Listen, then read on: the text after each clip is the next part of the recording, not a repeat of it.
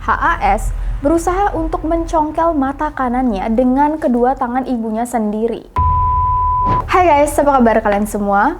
Welcome back to Ruang Gelap dengan gue Mira. Hostnya membahas tentang true crime, conspiracy, horror, semua yang menyangkut tentang misteri.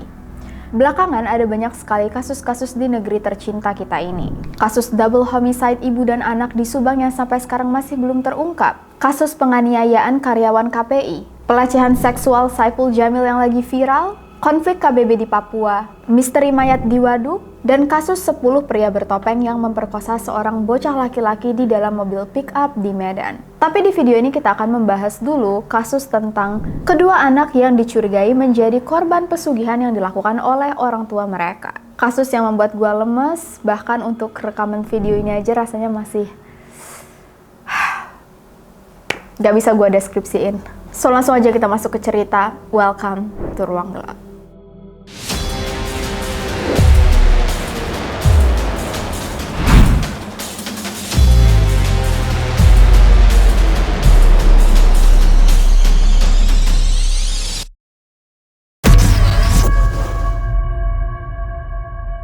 Di tanggal 1 September 2021 di Kabupaten Goa, Dendi Saputra yang berumur 22 tahun baru saja dimakamkan oleh warga dan beberapa kelompok TNI dan polisi. Dendi ditemukan meninggal dunia sehari sebelumnya dengan keadaan mata, hidung, dan telinga yang mengeluarkan darah. Kasus meninggalnya Dendi masih diselidiki oleh polisi karena diyakini meninggal dunia setelah dicekoki 2 liter air garam. Kenapa, di mana, dan siapa tersangkanya masih menjadi misteri. Nah, setelah pemakaman Dendi selesai, sekitar jam 12 siang, beberapa warga, polisi, dan TNI beristirahat sejenak di depan pekarangan rumah keluarga Dendi. Dan tiba-tiba mereka mendengar suara jeritan anak perempuan dari dalam rumah.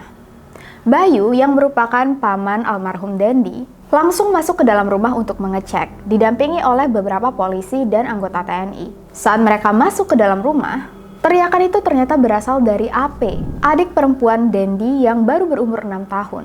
Kondisinya, TAU, ayah kandung AP, US, paman AP, dan BAR, kakek AP, ketiganya memegangi kepala dan badan AP yang meronta-ronta karena ibu kandung AP, HAS, berusaha untuk mencongkel mata kanannya dengan kedua tangan ibunya sendiri. AP langsung diselamatkan dan dilarikan ke Rumah Sakit Umum Daerah Syekh Yusuf, Kabupaten Goa.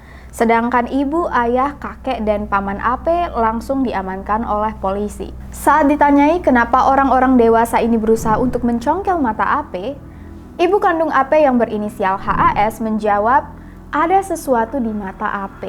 Ini maksudnya sesuatu yang mistis, guys. Berdasarkan keterangan Bayu, HAS memang sering melakukan ritual pada malam tertentu di dalam rumah. Dan juga HAS sering mendengar bisikan-bisikan gaib. Dan aksi mencongkel mata AP dipercayai untuk kepentingan ritual dan tumbal pesugihan mereka. Sejauh ini sudah ada 4 orang yang ditahan. 2 diantaranya dilarikan ke rumah sakit jiwa untuk tes kejiwaan, sisanya masih menunggu hasil pemeriksaan. Kapolres Goa AKBP Tri Gofarudin pada Minggu 5 September 2021 mengatakan, quote, laporan tentang meninggalnya kakak korban juga telah kami terima, namun saat ini kami fokus dulu pada korban anak usia 6 tahun ini, inisial AP, yang jelas kami akan usut tuntas termasuk akan berkoordinasi dengan Departemen Agama dan tokoh-tokoh masyarakat setempat terkait ritual yang menyesatkan ini.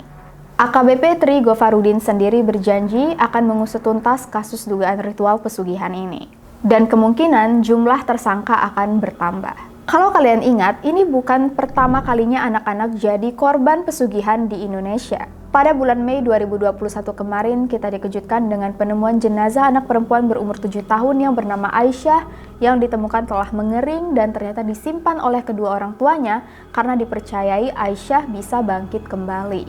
Meninggalnya Aisyah sendiri akibat kedua orang tuanya melakukan ritual untuk mengusir setan bersama seorang dukun yang menyuruh orang tuanya untuk menenggelamkan kepala Aisyah ke dalam bak kamar mandi yang menyebabkan Aisyah meninggal.